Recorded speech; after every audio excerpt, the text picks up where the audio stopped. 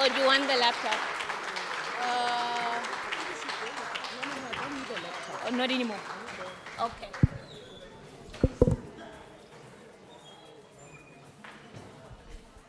Hello, dumelang, sanbonani, molweni, absheni. So good to be here.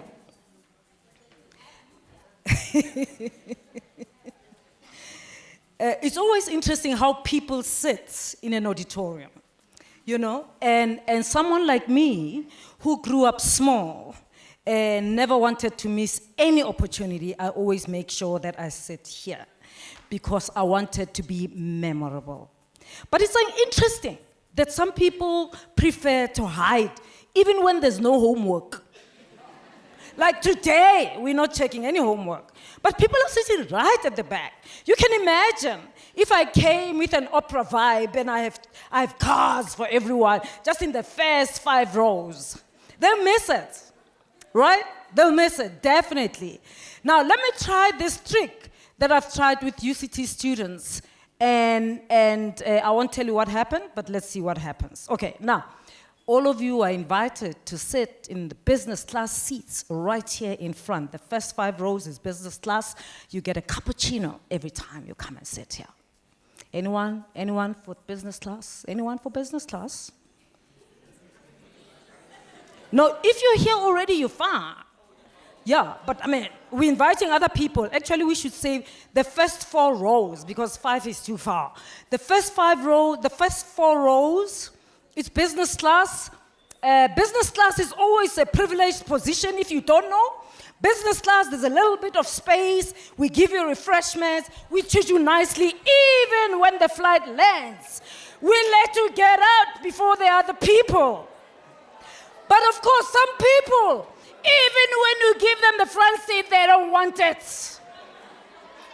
But when we get the spoils, they want the spoils. Fascinating, right?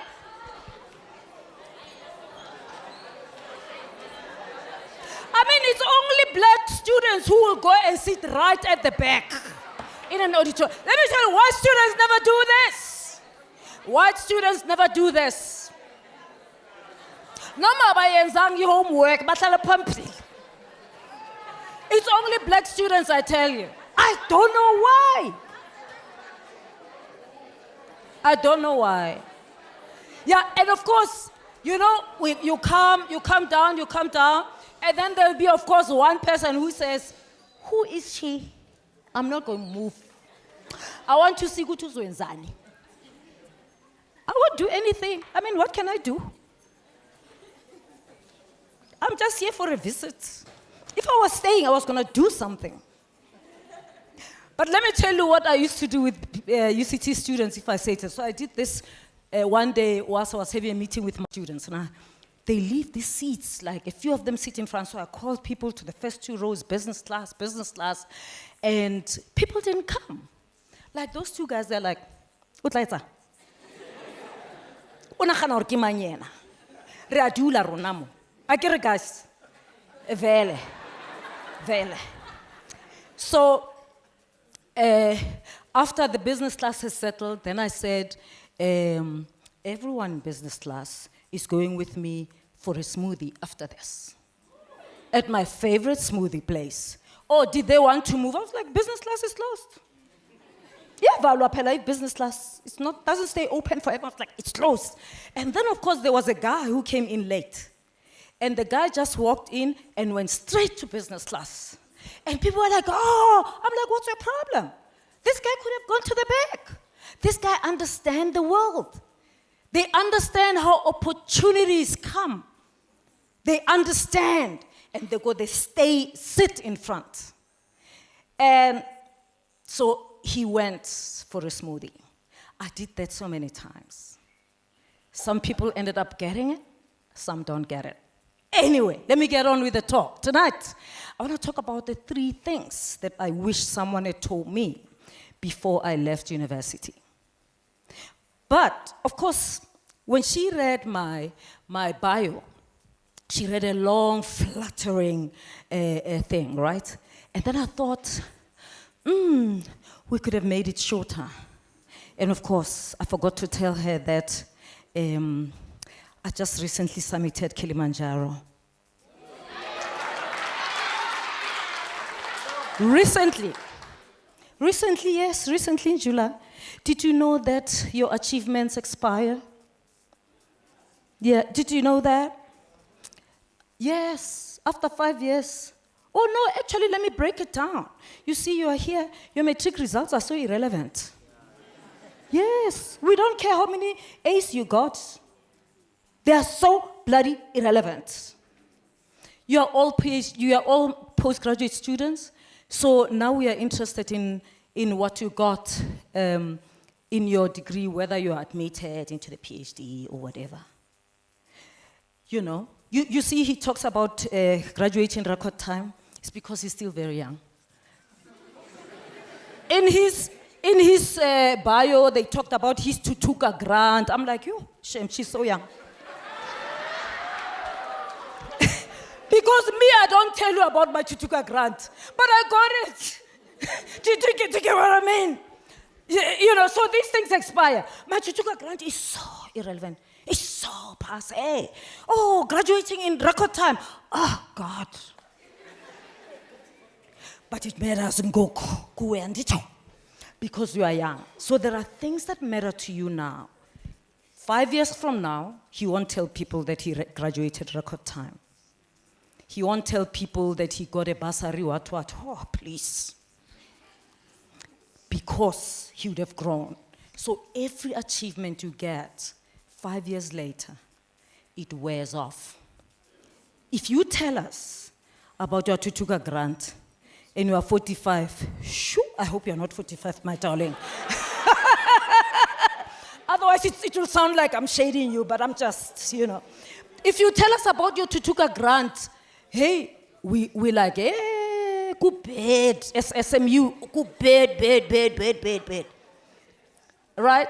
So I'm just telling you about my Kilimanjaro because it happened in July.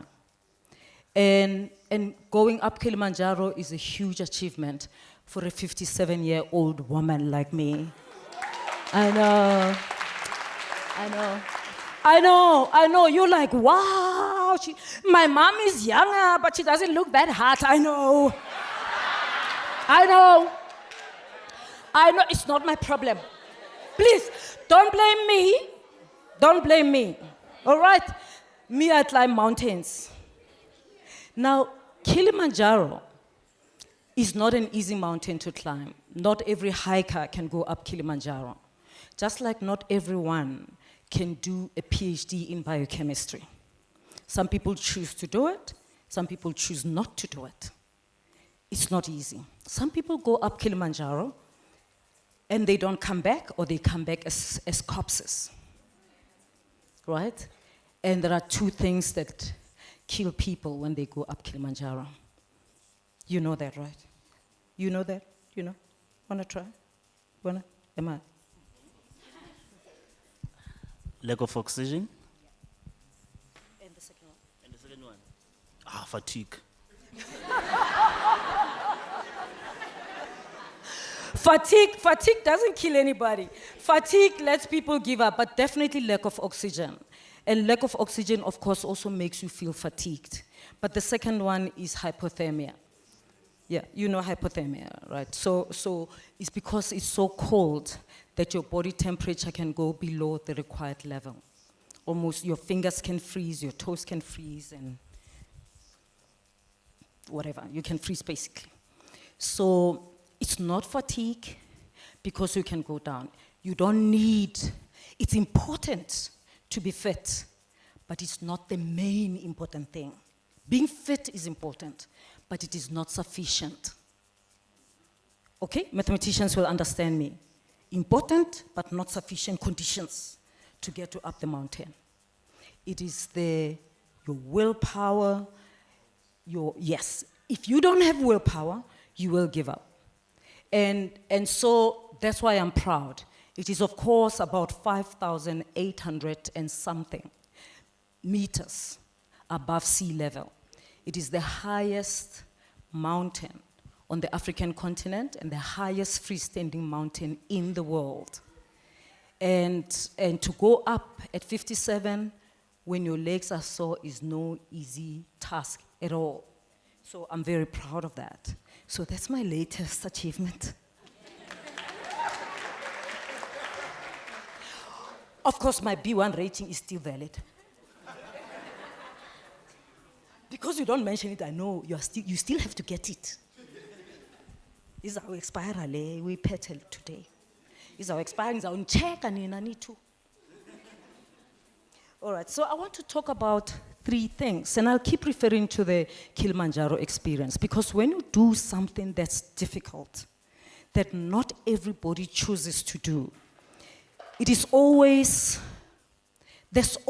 a million reasons why you should stop doing it, or why you can do it in a mediocre way. There's always a million reasons.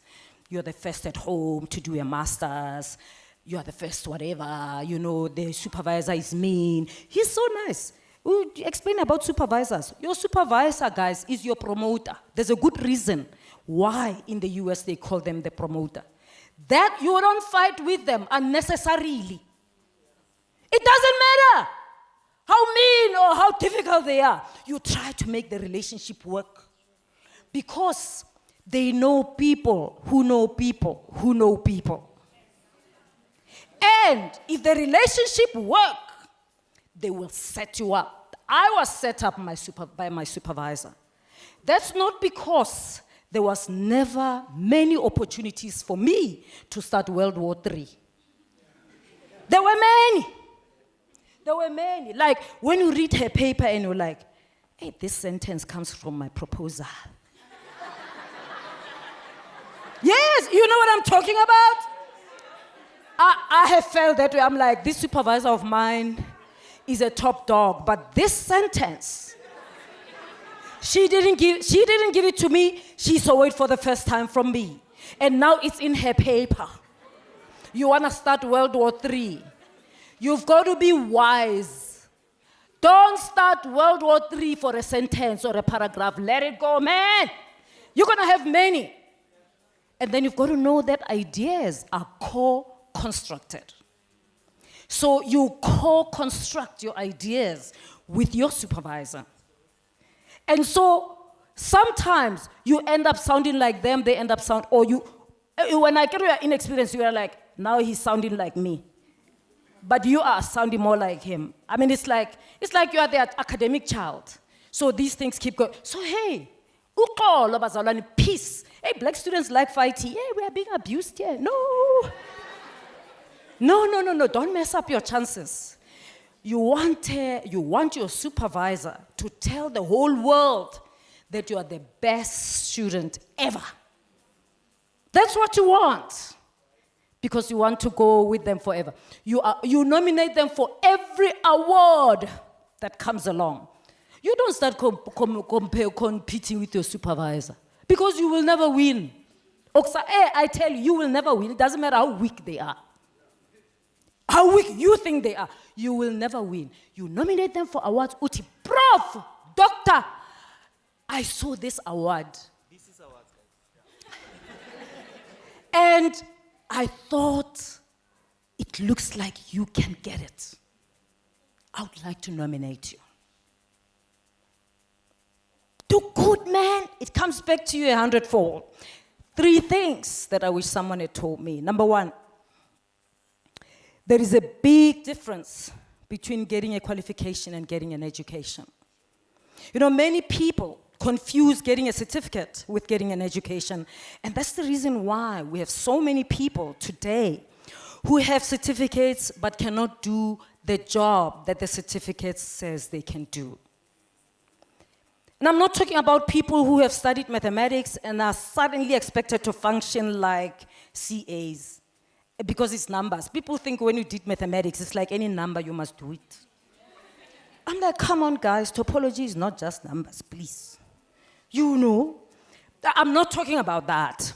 But I'm talking about people who have a BCom degree but cannot figure out an income and expenditure statement. I mean, I'm putting it more simplistically, but, something like that. So, there's a huge difference between between getting an education and getting a degree. And when you teach at university, you meet different kinds of students. And you can see by how they work. Some of them are very hardworking and will do all they can to learn as much as they can, not only from their lecturers, but also from their interaction with the lecturer as well as other students. But there are also students who want to do as little as they can to get the degree. In essence, they'll cheat their way to the degree.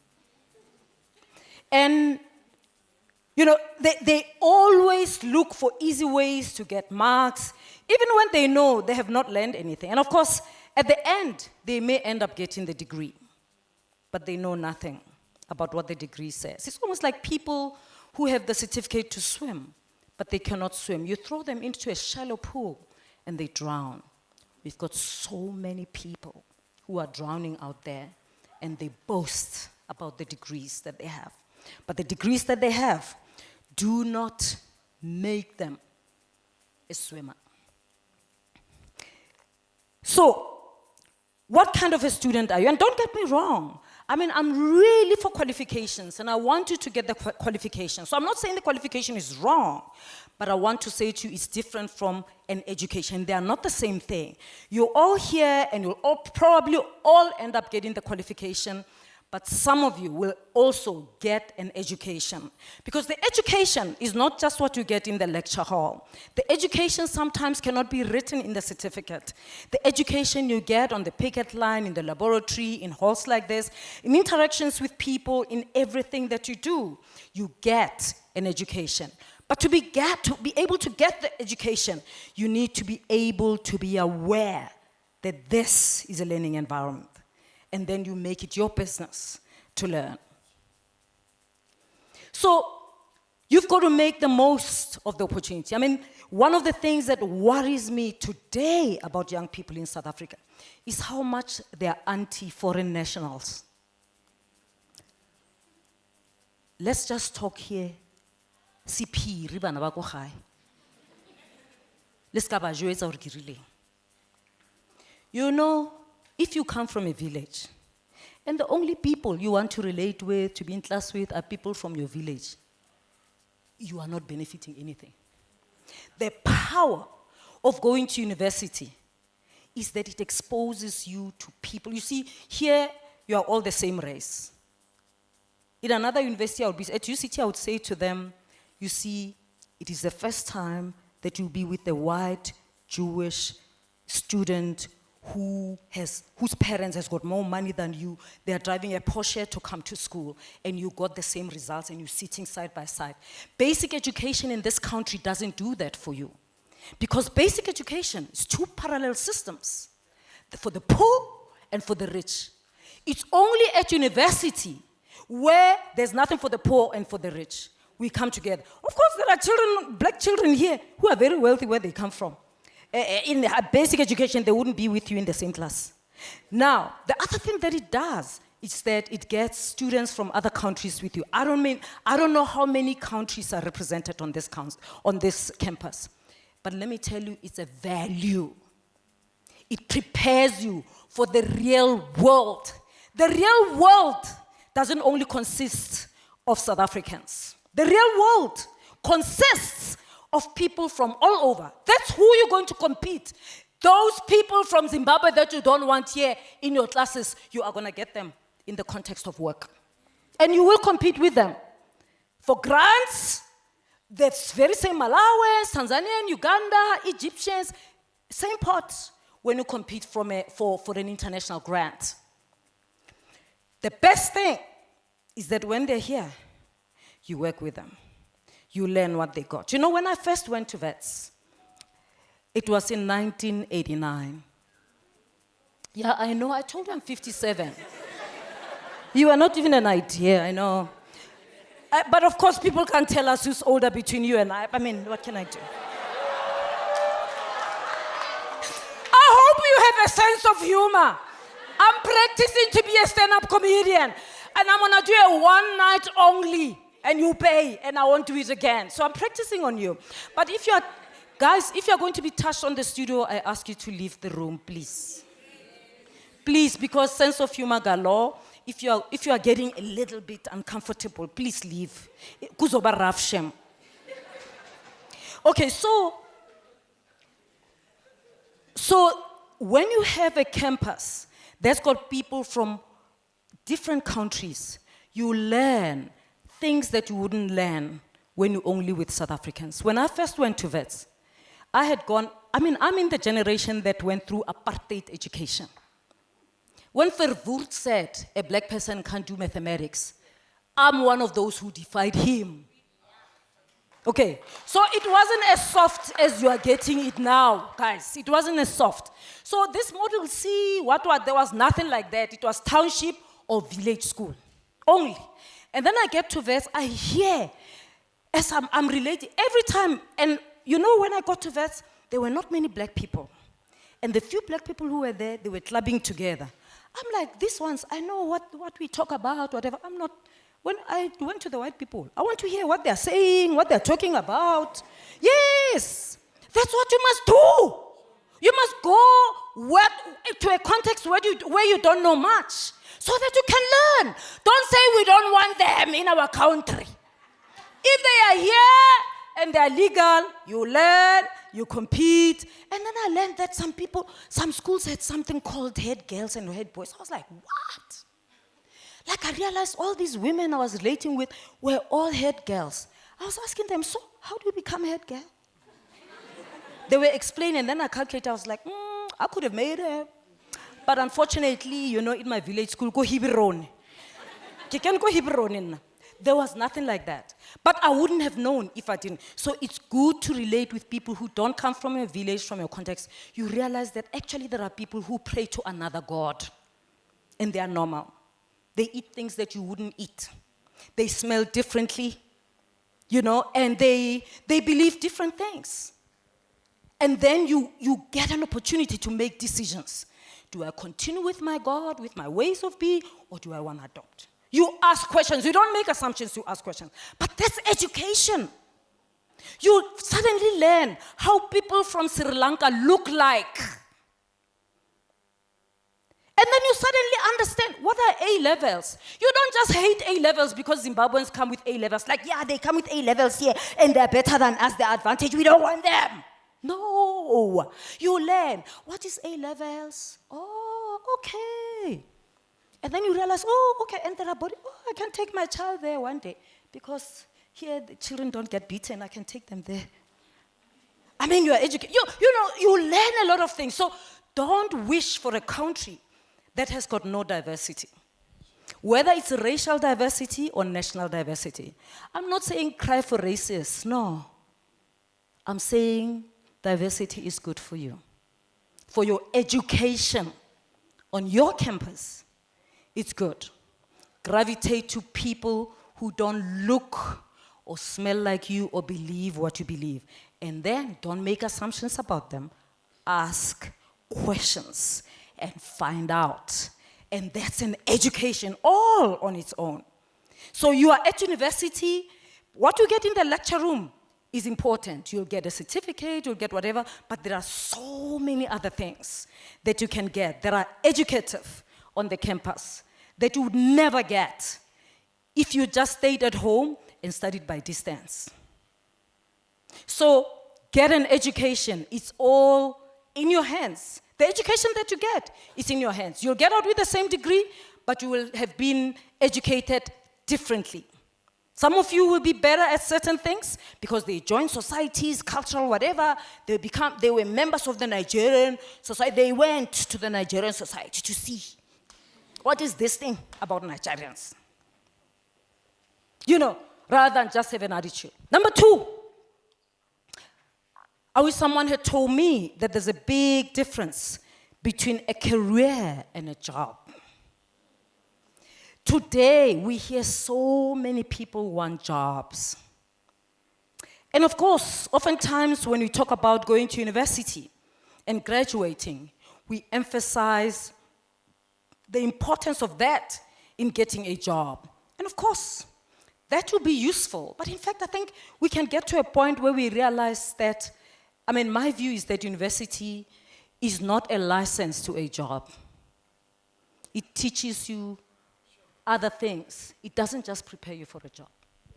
Otherwise, that's weak, man. If it just prepares you for a job, oh no, come on, man. It endows you with other things to an extent that even when there's no job, you can prepare, you can create a job. I was listening to a recording by someone, is a priest that I know, I saw, it just came onto my WhatsApp, about we as South Africans should be so ashamed of ourselves that we sit and complain that there are no jobs. And Pakistanis come and take over our spaza shops. And they go big. I mean, did you see what MTN has done now? MTN has introduced a new thing. They are working with spaza shops. The Pakistanis have taken over the township economy. Why? Because black people who live in townships are waiting for the government to create jobs. Because them is too low class to create anything. So what do? They give their places, they hire it out to a Pakistani. The Pakistani occupies it, sells at the bottom, sleeps on top, and they make money. They work together, they buy in bulk. Tiger Brands will give them good prices because they buy in bulk. Why wouldn't even me, if I were Tiger Brands, I would give them a good price because they buy in bulk. Why? Because you are waiting for a job. Oh, I'm in a degree. I'm waiting for a job. And I hope you realize that they are teaching you that jobs, you can create it. Now, a university endows you with confidence, endows you with the creative thinking, critical thinking, as you can actually see services that people need and then start offering them and charge them. Rather than hand over your spaza shop to the Pakistanis. And then the next thing what we do, we want to kick them out. Because rona rena le degree and rena mesebetsi and they're occupying our townships. You gave it to them. And they're making money, manje no more now. But what I'm saying is that the degree is not a license to a job. It endows you with something much more powerful. A network, a mind, and confidence. You know, there's something about confidence that comes with just getting a degree. That says, I can do this. And when you ask for a loan, but I have a BSc from SMU. Of course! It's not like, what did you pass matric? You say, no, I've got a master's from SMU in anatomy.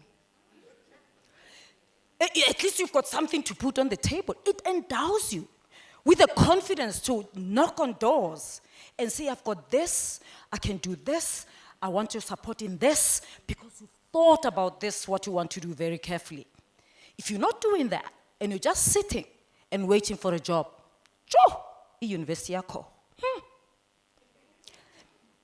So, today, when I talk about the difference between a job and a career, I want you to know the things that make, when I look at people, I realize, you know, when you're in management, whether at a university or in any situation, you realize who's doing a job, who's doing a career. Because people can be doing the same activity.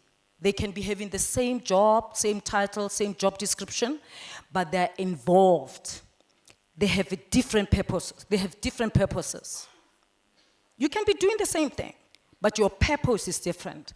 One may be packing or doing whatever in the lab. That's all they're doing. They want to earn money. 4 o'clock, 10 to 4, they start packing. They join a union.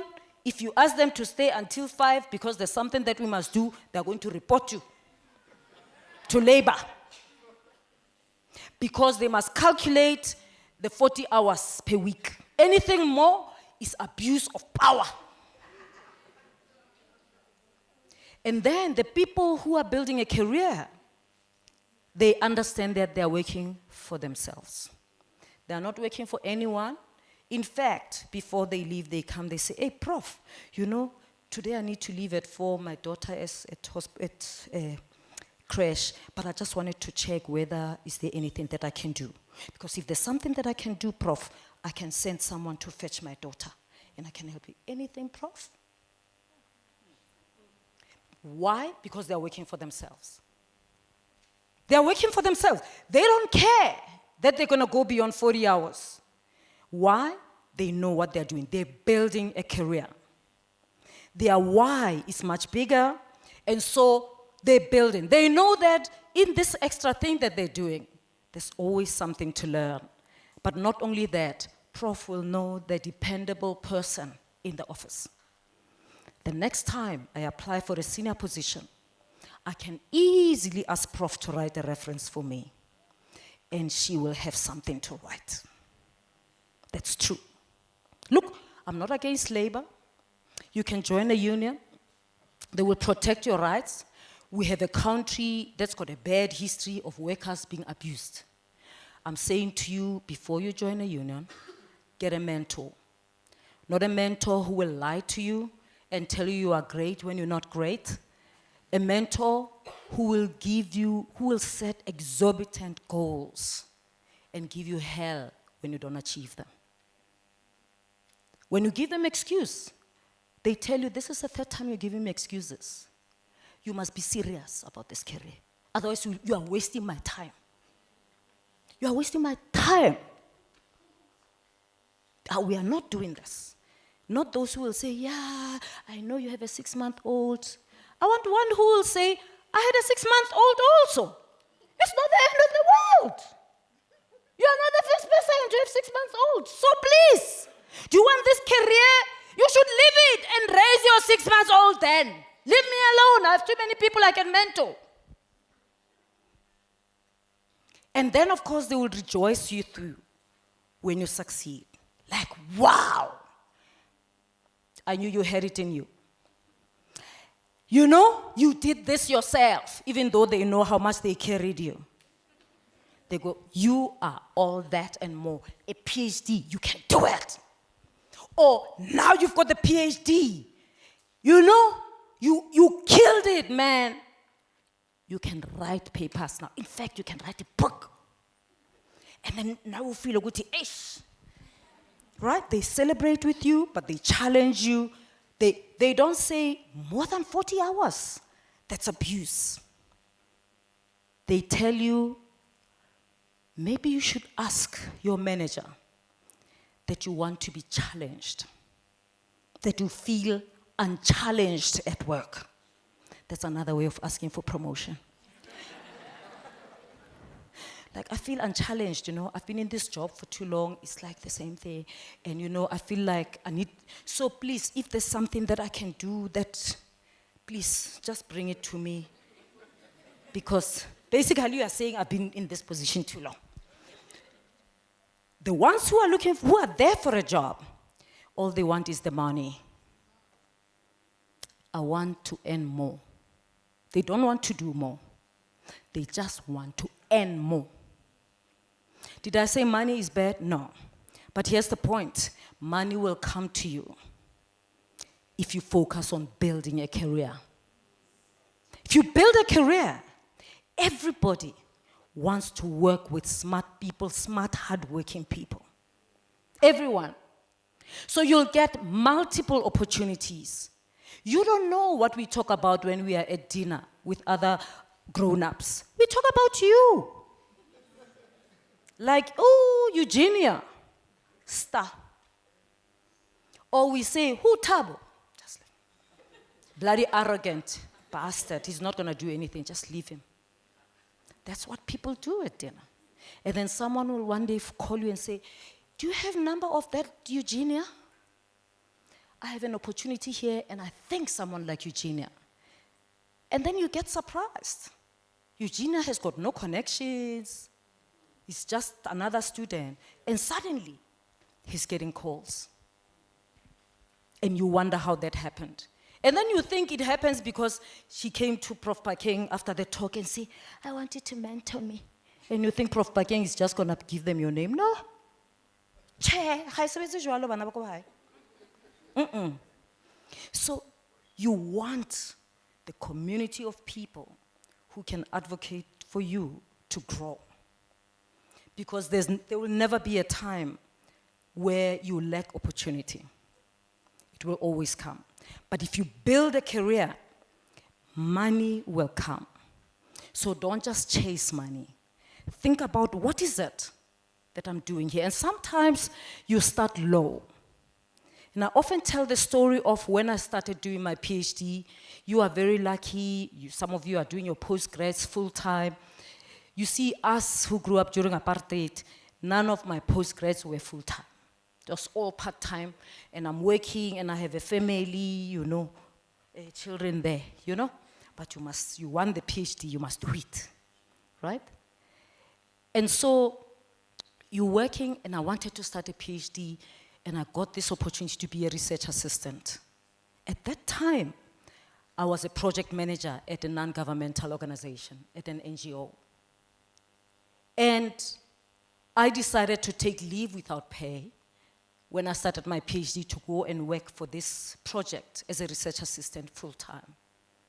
And you can imagine what happens to the salary. Because a research assistant is basically a slave for the research team.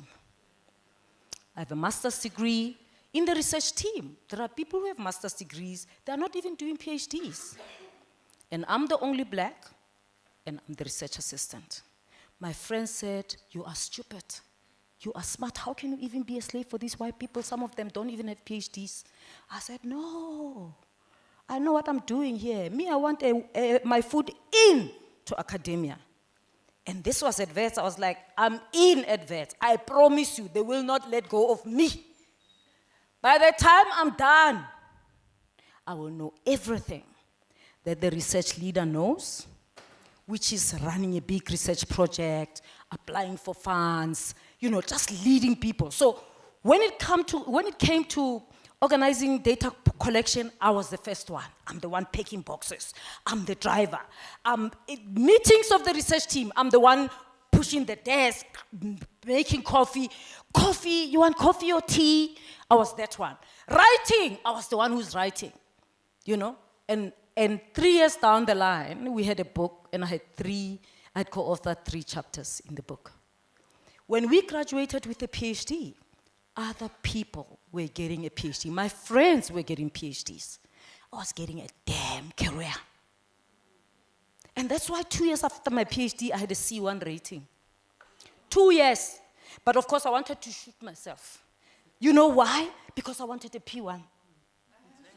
I was too old. They said I was too old. I was 36, and P, you must get it at 35. Remember, all the postgrad, I'm talking to them because they know what I'm saying. I'm saying to you, you should wish for better. When you start being an academic, you got to know.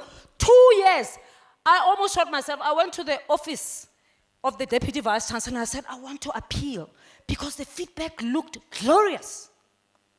And the Deputy Vice Chancellor was Belinda Bazoli. She sent me packing. What do you want? And then I said, I'm going to tell the Vice Chancellor. I went to the Vice Chancellor, was Luis Onong. I went, and he said, do you think a rating is the one? I didn't know that he had a C1 rating at that time. And he was a Vice Chancellor. I learned later. I was like, wow. No wonder he didn't want to hear from me. None of them wanted to appeal for me. They said, this is good, what do you want? Because I wanted better. So it is possible. 2 years after your PhD, it is possible. But it's because I'd been a research assistant. So if you ever get an opportunity that looks like it's taking you down, because the research assistantship was taking me down. I ended up resigning, by the way, from my job, my NGO job, after a year. And then I applied for a job to be a tutor at Wits in the math department. From being a project manager, I never negotiated a salary. My gross at Wits was not even equal to my net at the NGO.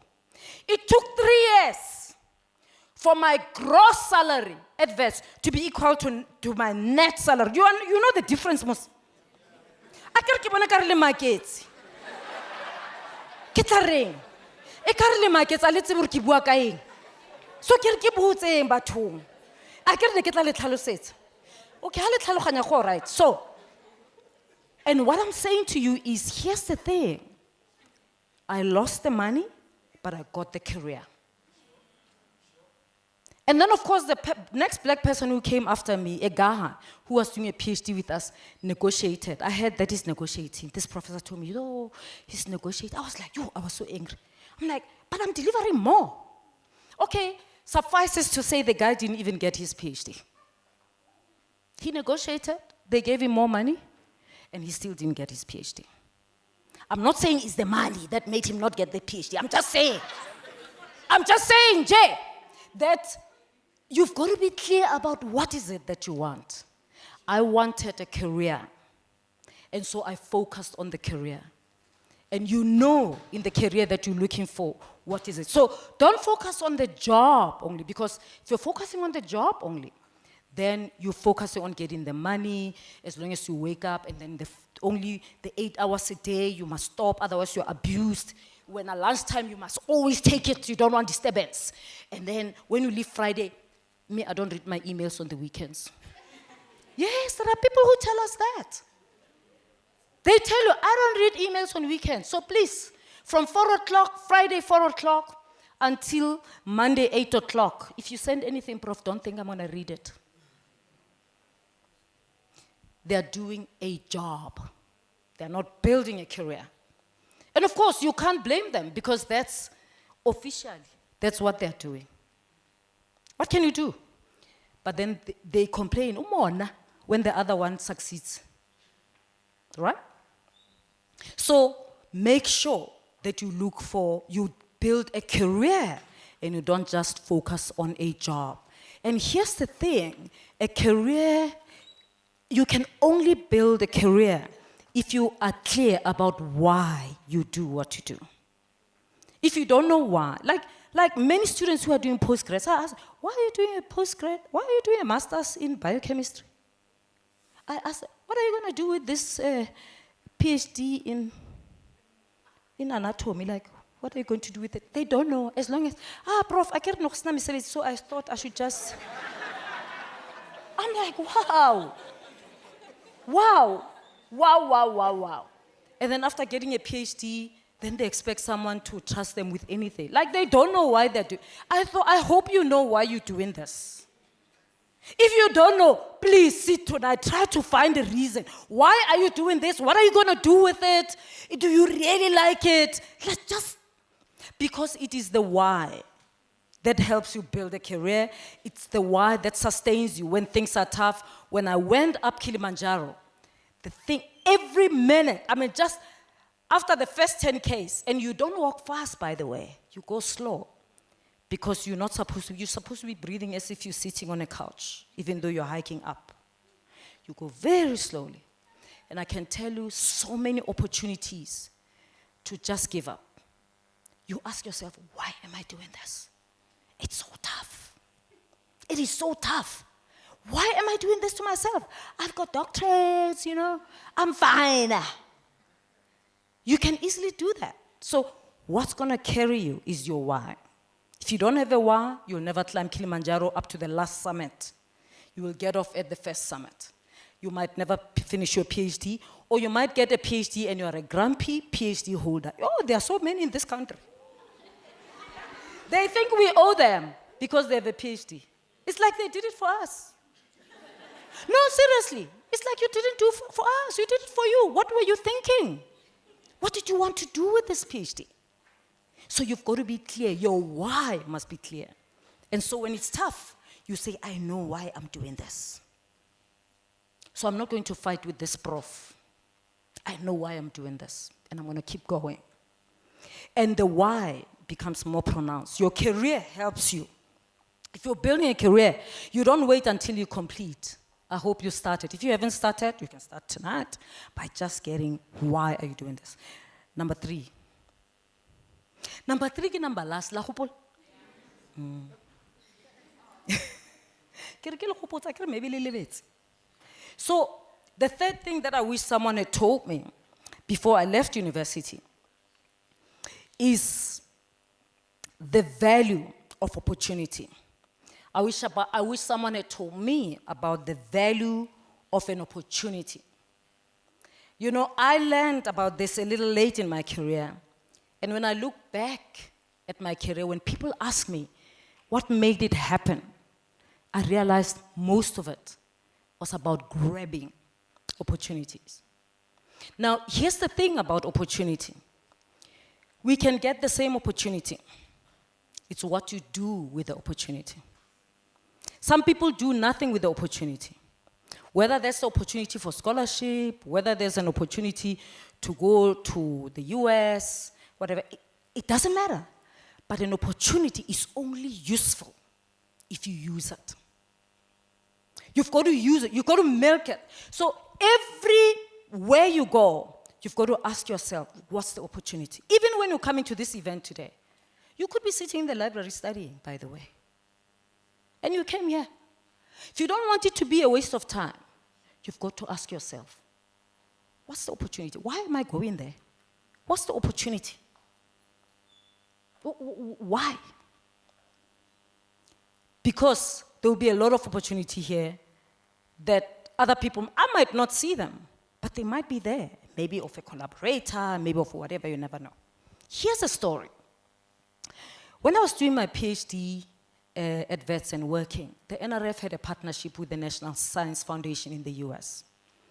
And of course, I started in 1998, and I think they advertised the fellowship for students, PhD students, to go to spend time in the US. And there were a list of universities in the US that you could choose to go to. Unfortunately, I had been looking, I'd been stuck on my data. I didn't do linguistics, but I wanted to do a discourse analysis, and I've been reading, and I chose this. I'd been reading this book, and I learned that this guy who wrote this book that was very accessible, making sense, but I still could not use the theoretical tools to analyze my data, was at the University of Wisconsin-Madison in the Midwest in the US. And so it was on the list, and I decided I'm gonna choose that. Many people were not choosing it because the Midwest is a conservative part of the US, and it's damn cold in winter, the lake freezes and so on. There was Michigan, there were cool universities, you know. Michigan at Ann Arbor, and there was Columbia, there was what. So people chose the cool stuff. But I chose this because I had an agenda. Can you see my why was clear? I didn't bother about the cool whatever. So I remember that it was me and Dr. Ramotolo that we went. He's doing astronomy, and it's got also a good group of astronomers, especially black astronomers. We ended up at University of Wisconsin-Madison. And I remember that because I was married with a child and, you know, family, whatever, I couldn't stay for long. I stayed only for 1 month whilst I was doing a PhD. And I thought, I'm gonna use this month. The first thing, before I went, I looked for an email for this guy, Professor Jim G. And I didn't know anything about him. I was just reading his book. I sent him an email and I said, I've got a fellowship to come to University of Wisconsin-Madison. I'm arriving this day, and I would really like to meet with you. I've got data, fascinating data, and I would like you. I want to use your tools. He didn't respond. When I landed on that day, I think it was a Tuesday, I found out. I asked whether he's got a course that he's teaching. You know, in the US, PhD students take it's a seminar course. So there's seminar classes, and they go into the same classes with masters. And they told me he's got a class on a Wednesday evening, starting at 5 or something. I arrive on Tuesday, right? Tuesday night. Jet lag and all. I had read the whole entire book. My book had stickers, underlining, blah, blah. I went to the lecture. I sat right in front. I used to do hair with beads. The shiny beads was my signature. I sat right in front in the class of US students in the Midwest. The Midwest is largely white. And I sat there in front, and I didn't know him. And there he was teaching. You know, American classes, lecture halls are very different from the US lecture halls. They are very animated Americans. So he went on, he's teaching. And then he would throw a question once, and I would say, when he says X, I would say Y. He said Y, I would say Z. So he sees me, and we go, and the whole class sees me, but they can't see me in front, you see. They just see the beads. And it wasn't the first class of the semester. At the end of the lecture, he comes to me and he says, tell me, who are you? Because I was the only one who knew everything that he was talking about, because I had read the book. I had read the whole entire book, because I realized I've got 1 month and I've got a problem. I've got data. I don't know how to use these tools, but I understand these tools. I want someone to help me apply these tools. So I wanted to make sure that when I procure his time, he knows that I'm not wasting his time. I know his stuff. I said, I'm Mamokgethi from South Africa. He said, oh. I said, I wrote to you, Prof. I wrote to you and I asked you. He says, oh, it's you who sent me that email. And I said, yes. And he said, how long are you here? I'm like, a month. He said, come and see me tomorrow in my office. We'll talk. I went to see him, and then I had the privilege of meeting with him twice a week for an hour. The professors at Vets could not believe it. They said, the arrogant bastard has agreed to meet with you. People are struggling. I didn't know that people are struggling to get his time. But here he is, right? What am I doing? Milking the opportunity. I've got 1 month. People who are single, who don't have families, are spending 2 months, 3 months. Me, I've got baggage. I must go back home. My child is a little boy. I must go home. So 1 month, diyasebenza. So I know my problem. I'm not sitting there and complaining, the scholarship is unfair. Like my 2000 Mandela generation, they just complain. But it's unfair. It's unfair to us who are married. No. I realized I'm going to milk this. I could find many faults with the opportunity. Every opportunity. If you want to find fault with the opportunity, you can find it. No opportunity is ever enough. You want it colored a little yellow, you want it longer, you want it a little bit this way, that way, but it's what it is. So you've got to use it as it comes. And so there I was, got an opportunity to meet with G every week, twice a week. Prime opportunity. I gave him my data. He loved my data. We talked about everything. We even talked that he had little children who are as old as my son. And he said, I'm doing research on computer games, children and computer games. I'm like, my son loves computer games. At that time, it was the Sim City that was still on. He's like, I can include your child in my project as one of the subjects. Don't worry, I'll pay him. So my son earned dollars. Because we are talking, like my data is interesting, I've read everything, I attended all his classes. No, what I'm saying is that everything is an opportunity. You grab the opportunity, you milk it. You milk it. Now, I'm attending 2 classes, seminar classes, this one of Prof G and another one. And in the other class, they said, who's going to present next week? I was like, yes, me. At that time, PowerPoint was not very popular. It was new. Yeah, right. I learned PowerPoint at the University of Wisconsin as I was preparing my presentation. I thought, I've got nothing to lose. I'm here for a month. I'm going to make my presentation about what my study. If they don't like it, they'll tell me, and then I'll do something about it. But I'm not going to be shy. Oh, black students, Papa. Ubanozo present. Nangati, I'll do it. And then I presented. Before I see anyone's presentation, I want to make my one the blueprint. You don't wait for theirs. You must do yours first. So that they must have pressure to copy you. So after that we left. I'm sure I'm wasting time now. the scholarship ended. When I finished the PhD, I went back to the same university. I promise you, by the way, that 1 year, that 1 month that I visited, I remember they had a job and someone was presenting because he had applied. People were competing for a job in mathematics education, and I went to the presentations to hear. And this professor, Prof G, said, "These people are useless. Don't you want this job? Why don't you apply?" I'm like, "No, me, I want to go back to South Africa. I don't want a job here." Right? When I went back, with a PhD, I went back again in I graduated 2002. I went back in 2003. The first time I went was 2001.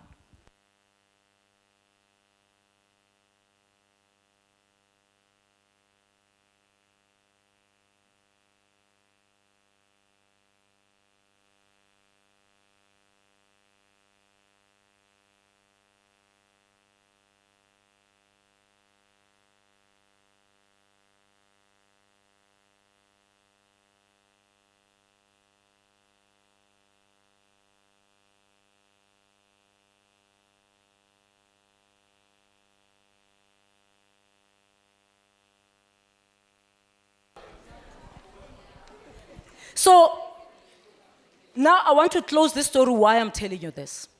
And then whilst I was working at UNISA, one odd day, some colleague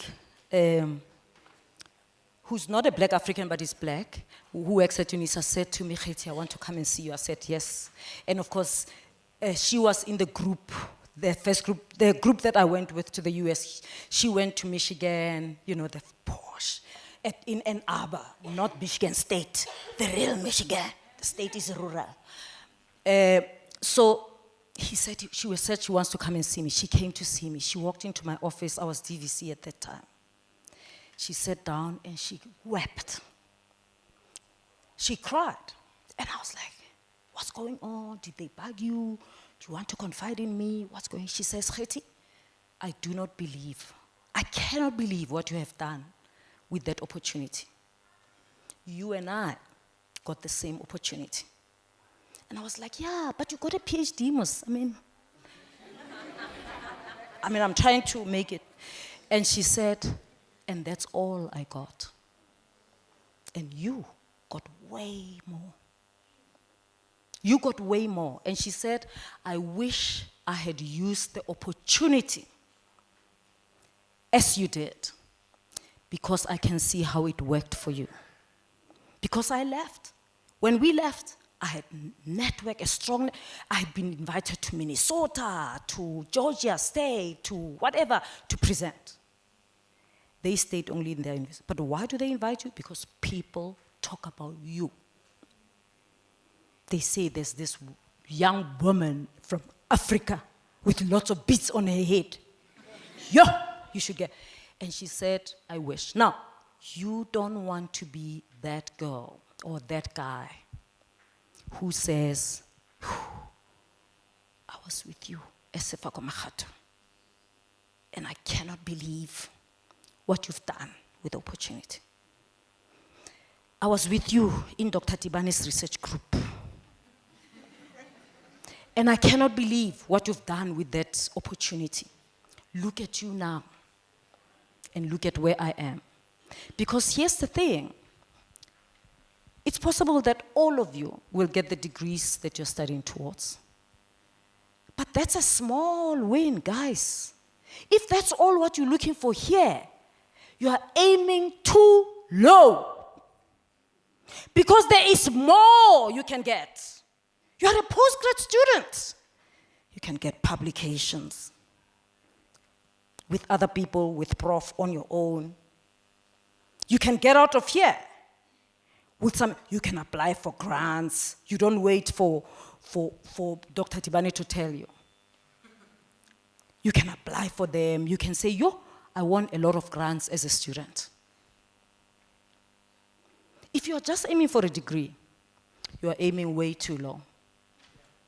I know that your parents will be happy, but it's because they don't understand.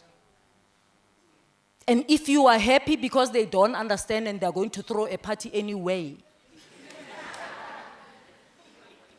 that's your problem. Because the opportunity that you have to study here is way bigger. Dr. Tibane said you have an opportunity to shape the health system, particularly because of your location. Don't wish you were elsewhere. Look at the opportunities that come with being at SMU. If you don't do that, you'll always think this opportunity is lacking. Ngabe ke le ko UCT, I would be flying. But maybe you wouldn't even be flying. Mthetho wakho wena, you don't know how to fly. Even if we give you wings. So fly here. Let me tell you, there's more opportunity to fly here. There's more opportunity to fly here. So don't drop it.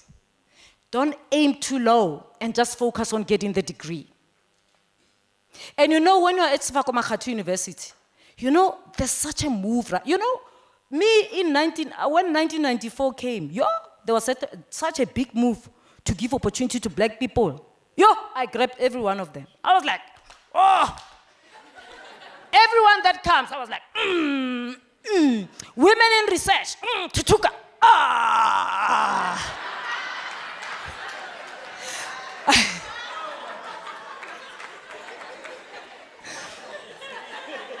You saw what I did there?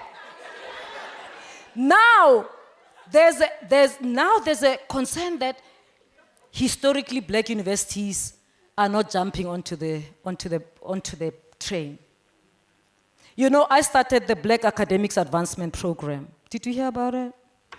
Did you hear? You didn't even hear about the Black Academics Advancement Program.